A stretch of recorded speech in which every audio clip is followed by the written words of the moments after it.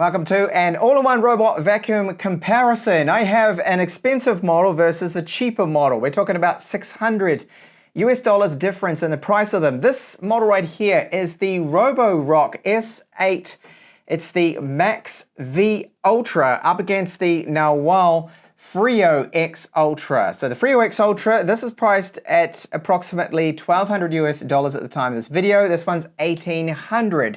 So that's quite a bit of a difference. Now they do employ very different methods when it comes to their main roller brushes for cleaning. We have a riser roller brush that is 2 rubber rollers versus bristles and a certified anti-tangle brush. The mop's different again. We've got triangular mops, spin around at 180 RPM, applying 12 newtons of downwards pressure. And the Roborock, well, it is a vibro-rise system that does vibrate at 4,000 times per minute. So it goes along scrubbing the floor, and auto cleaning stations and auto empty as well features with these, including obstacle avoidance, which I'll be covering in this video to let you know which one of these all-in-one robot vacuum cleaners is best at what. Now we have our 360-degree wheel at the front, downwards facing full sensors, carpet detection on both of these models, and you get the 2 side sweeper brushes with the Narwal and the side extender here. So this is called their flexi arm side brush, and what this can do is it can move right out like so. That gets into the corners a little bit better with the Roborock, and both of them have their brushes are suspended, so they do move up and down a little bit. You can see it moves up and down on the Narwal, and here with the Roborock too, it moves up and down to adjust to the different floor levels. Now the mop rise modes, we've got 20 millimeters with the Roborock versus 12 with the Narwal, different style of brushes. So those are the triangular shape that don't leave any gaps. In fact, they overlap here. And then we have the Vibro Rise mop. Now this does vibrate at 4,000 times per minute. And they call that Vibro Rise 3.0. So sonic mopping with that particular one. Both of them do have a mode that will detect, of course, if the ground is dirty and go back and re-mop. And that is using dirt sensors to detect the wastewater, and that's how it does it both of these models, which is quite clever. And then the main roller brush, very different with the Narwal. So this main brush, you can see the design is very different. It's a floating aerodynamic main brush, and it's a certified tangle-free brush, and zero tangling they call it. And what it does, because of the sweepers here and the direction of these bristles, they move the hair down to the very end where the hairs would wrap around a normal brush, then just come straight off the end and get sucked up into the vacuum with its 8,200 PA. Now the Roborock, that has a suction performance of 10,000 PA. They are employing both of them LiDAR for their top little towers there, you can see. So LiDAR is the most accurate with that laser navigation. It is LiDAR 4.0 navigation with Narwal, and then Roborock is using their reactive AI for the obstacle avoidance at the front, the LiDAR, and we're going to try laser system here too with the Narwal, which is their laser vision sensor. Now, optical avoidance on both will be tested. The Narwal doesn't have a camera at all with the obstacle avoidance. The Roborock does, but there was a sticker on it saying that those files, any images taken, are deleted straight away after the obstacle avoidance has used that. So if you're really into your privacy, you don't want to have a camera at all, well, at least this model doesn't have it, but the Roborock does have a camera. Looking at their auto clean and auto empty stations, so they are very similar here that they both do their auto dispensing of the wash fluid. So the floor cleaning solution that will be automatically dispensed with both of them. You do get it included with the Narwal. With the Roborock, you don't. You have to purchase that separately. They do come with spare dust bags as well. Both of them do, which is good. And they use hot air to dry their mops, so they won't grow any mildew, end up smelling or anything. Both of these vacuums do handle the auto empty a little bit different with their larger dustbin. So the main dustbin is located here with the Roborock. Now this will be up to 7 weeks, the same as the Narwal. And you see that we've got a self-sealing dust bag right here, and you can pull that out. Right here is where we have the floor wash solution that you need to top up in that little container there. And you can simply just pull this bag out now. And when you do that, it self-seals, and then you can go and throw that in the rubbish. Now, Wall's approach to this is very different because it's all internal in the robot vacuum machine itself, those self-emptying bags. And this means not only is it quieter when it empties, it is a lot easier and less maintenance and stuff to worry about. You can see it's just right here. Now, we've got one bag that it comes with already pre-installed. You do get another 2, and it's the same 7 weeks, depending, of course, on your household. Now, with these, you simply just remove it. It's all there. That goes straight into the bin, and they do include a standard normal dustbin. If you wanted to use that, you're able to put that in there too, and the size is larger than the Roborock's internal dustbin.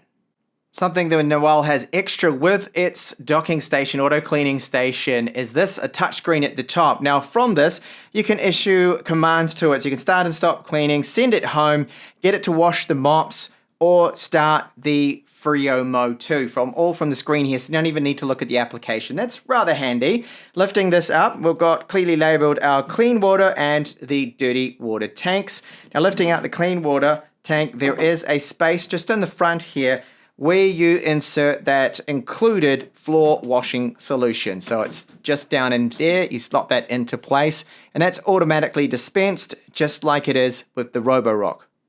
So with the Roborock, it's a little bit easier. There's no lid to lift up when you need to go and add some clean water. So it simply is just pull up the handle here, that comes straight out. You've got your clean water tank there, and here we have the dirty, also clearly labeled. Just pull that out like so. So it's very easy to do. And as I showed you before, the cleaning solution is located where we have that main dustbin.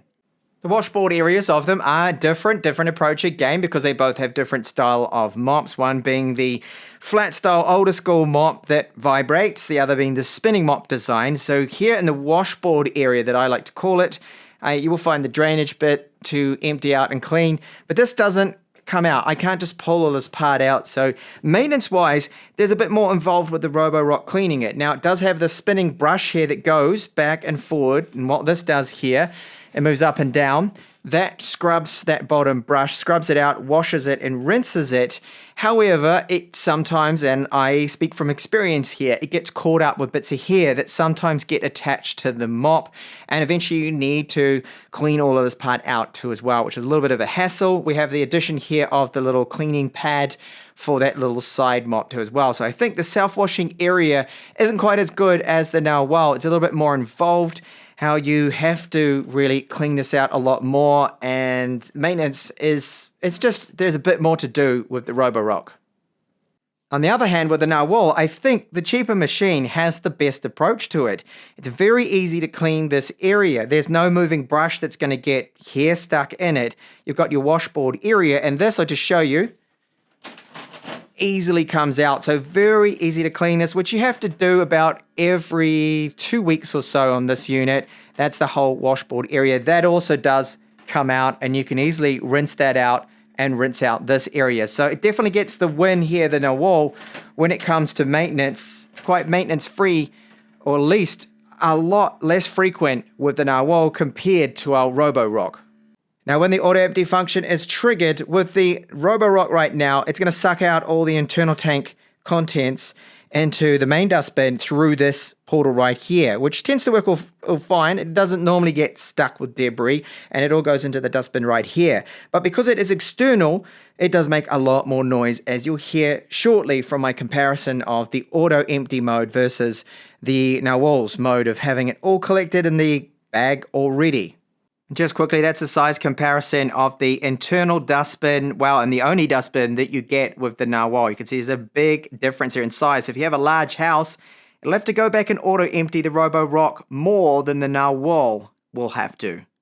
So how do they map out and clean? So first up, the Roborock. I find its mapping to be a little bit faster and slightly more efficient versus the Narwal.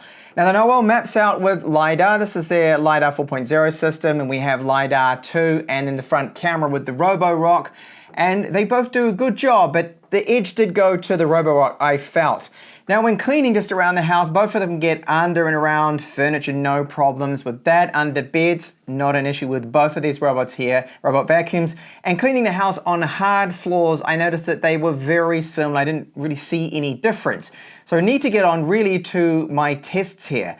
So for the carpet test, first up, what I do is I have this mat and I laid out here some cornflakes, kitty litter, some kitten food, which we've got a little bit of that around the place, so it made sense to use this. Cornflakes and cat hair and then long human hair, all on this mat, and I set them both to, of course, clean it. Now they both get 2 passes, maximum suction performance, and I wanted to see which one would be best at what. So we have the dual rollers with the Roborock, and this is the one first up that I tested out. Now it got almost everything. It did an excellent job cleaning, as you can see now. Of course I have sped up this footage so we don't have to sit through it, and the end result was that it got almost everything, but I did discover one tiny little piece of cornflake and a few little cat hairs that were left behind. This to me is the weakness with this style of the rubber roller brushes, which I've covered in various different robot vacuum comparisons and just full-on reviews of them, that they're not as good as the bristles. Now then we have, of course, the Freo X Ultra from Narwal, this doing the same exact test. Similar, the kitty litter, of course, and I do have the corn flakes, and it's all the same amount more or less there, and the human hair, the cat hair, and it did a really good job. Now it got pretty much everything. I couldn't really see anything. Maybe one tiny little fragment of cornflake was left over, but there was absolutely no hair. Now the roller brush on the Narwal, taking a look at it, as I confirmed in my full review of this unit, it really is tangle free. So there were no long hairs, no cat hairs, no hair whatsoever stuck in that brush, which is pretty much amazing. It was all in the dustbin. You can see the results. This is the dustbin of the Narwal. Everything sits in there nicely. The Roborock with its 2 rollers, on first glance it looked like, okay, there's no hair stuck in the roller. Well, there isn't in the roller, but right at the ends, this is the weakness of them, is that the hair still moves to the ends and it gets stuck in that end. And I could see a little bit of hair there and some cat fur. You can just see it. So it wasn't perfect. And I can tell you now, having reviewed previous models with the same setup with Roborock, that eventually you do get hairs that get stuck in the end of those rubber rollers. Now they both have their auto empty feature. Of course with the Narwal it's a little different because the bag's right inside it, and what it does is a hair compacting mode that it'll put on. So it's just using the robot vacuum itself, and let's have a listen to how loud it is. I'll give you the sample, and it just got up to over 50 decibels. I believe it was about 51 or 53 decibels, and you'll hear the difference between, which I'll play afterwards, the Roborock, which got close to 90 decibels when it triggers its auto empty mode. So first up, the Narwal, let's have a listen.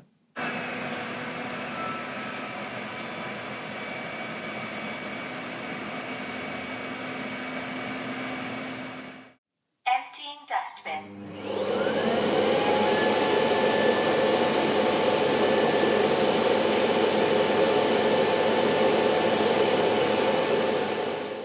And as you can hear from that it's definitely a lot louder, the Roborock, because it has a separate motor in here, as I talked about when we looked at the designs of the auto empty station. So it's normal, it's going to make a lot more noise. So if you want a quieter vacuum, then it is the Narwal for that. Now maintenance of their self-cleaning areas that I talked about when I showed you, that I do find the Narwal's a bit easier because you can just pull that straight out. The Roborock has that brush, and it does get a little bit of hair in there, and it's just a bit more difficult to clean because you can't pull the whole thing out.